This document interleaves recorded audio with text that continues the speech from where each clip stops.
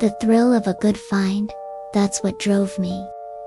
I'd spend my weekends lost in the dusty aisles of antique shops, searching for forgotten treasures. That Saturday, I found it. Tucked away in a dark corner, shrouded in a velvet cloth, was a mirror. It was magnificent. The frame was ornate, carved from a dark, almost black wood, with intricate silver inlays that seemed to writhe and twist like sleeping serpents. The glass itself was flawless, impossibly clear for its age.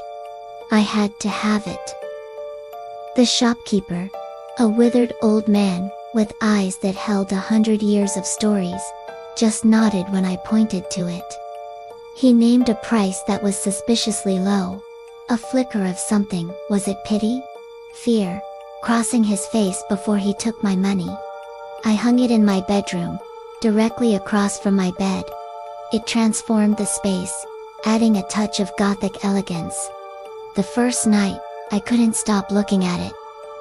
I'd catch my reflection from the corner of my eye, and feel a little jolt of pride. But as I was getting ready for bed, something felt off.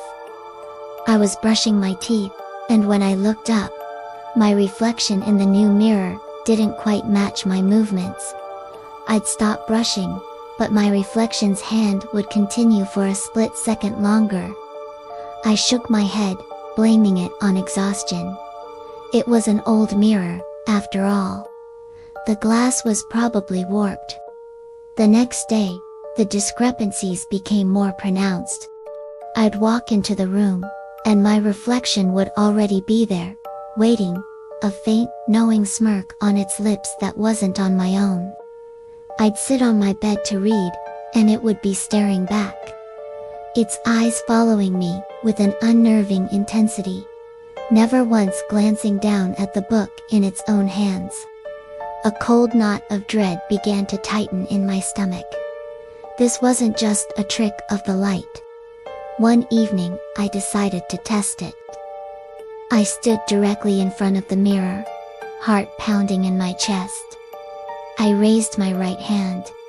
My reflection raised its left. Standard mirror stuff. I smiled. It smiled back, but its smile was wider, sharper, almost predatory. Then, I kept my face perfectly still, a blank mask. And my reflection, it winked at me. A slow, deliberate wink. I stumbled back, my breath catching in my throat. This was impossible. I was either losing my mind or something was terribly, terribly wrong with this mirror. That night, sleep offered no escape. I was plagued by nightmares, fragmented visions of unfamiliar faces contorted in terror, all seen through the silvered glass of the mirror. I saw a young man from the Victorian era, his eyes wide with fear as a shadowy figure loomed behind him in the reflection.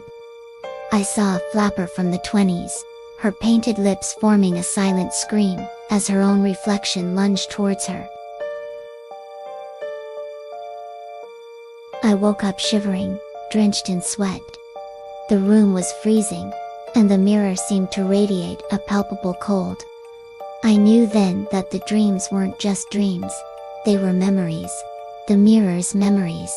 It was showing me its victims. The reflection grew bolder. It started to mouth words at me, silent and menacing. Words I couldn't hear but could somehow understand. Let me out, it would plead, its expression one of mock desperation. Then, its face would twist into a sneer. You're weak. I'm stronger. It began to change its appearance, subtly at first. A new hairstyle, a different shade of lipstick, things I hadn't done. It was mocking me, showing me how easily it could become me. One afternoon, I came home to find a deep scratch running down my cheek. I hadn't hurt myself. I ran to the bathroom, to my normal, safe, modern mirror. Nothing. My skin was clear. But when I dared to look at the antique mirror, the reflection staring back at me had the very same scratch, and its eyes. Its eyes were filled with a terrifying, gleeful malice. It had found a way to hurt me, to bridge the gap between our worlds. The fear was a constant companion now, a bitter taste in the back of my throat. I stopped inviting friends over. I couldn't risk them seeing it. How could I explain that the woman in the mirror wasn't me? I started spending more and more time locked in my room, in a morbid, hypnotic standoff with my doppelganger. It would mimic my terror, its face a mask of fake fear, before breaking into silent, chilling laughter. It wanted to trade places. I understood that with chilling certainty. The previous owners hadn't just been scared. They'd been consumed, replaced, trapped within the silver prison, while their malevolent copies walked free. The final vision in my dreams was always the clearest. A woman who looked just like me, but with dead, empty eyes, would touch the surface of the glass from the inside.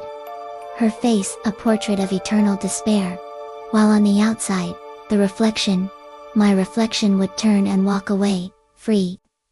I had to get rid of it. I tried covering it, but the cloth would be on the floor by morning. I tried to take it down, but the nail it hung on wouldn't budge, as if it were fused to the wall itself. I was trapped. It was feeding on my fear, growing stronger with every sleepless night, every waking moment of anxiety. One night, I woke up suddenly. The room was silent, but the air was thick with tension. I sat up in bed and looked at the mirror. My reflection was standing right at the edge of the frame, its hands pressed against the glass. But it wasn't just pressing. The glass was rippling around its fingertips, like the surface of a pond. It was pushing through. Its face was a mask of pure hatred, its eyes burning with an ancient, evil light. My turn. Its lips formed the words, slow and deliberate. Its hand began to emerge from the mirror, pale and cold, the fingers stretching, reaching for me. The air grew impossibly cold, and a smell of dust and decay filled the room. I scrambled backwards off the bed, my mind screaming. This was it. The final moment. The switch. My heart hammered against my ribs, a frantic drumbeat of pure terror. I grabbed the heaviest thing I could find, a thick glass trophy from my bookshelf. With a guttural scream that was more animal than human, I ran towards the mirror. The reflection's eyes widened in genuine shock for the first time. It tried to pull its hand back, but it was too late. I swung with all the strength my fear-fueled body could muster. The trophy connected with the glass, and the world exploded in a deafening crash. Silvered shards rained down, each one holding a tiny, screaming fragment of my face. The coldness in the room vanished instantly, replaced by the warm, coppery smell of my own blood, from where a flying piece of glass had cut my arm. The presence was gone. Silence, a blessed, empty silence. I stood there, panting, surrounded by the glittering wreckage of the mirror. I never did clean up all the pieces. I moved out the very next day. Sometimes, when I pass an antique shop, I feel a cold shiver run down my spine. I never look too closely at the mirrors anymore. I'm terrified that one day, I'll catch a glimpse of a reflection that isn't my own. A reflection with familiar eyes, trapped behind the glass, pleading, "Let me out." Thank you for watching. If you have your own chilling stories, share them in the comments, and don't forget to subscribe, for more tales from the shadows. Stay safe.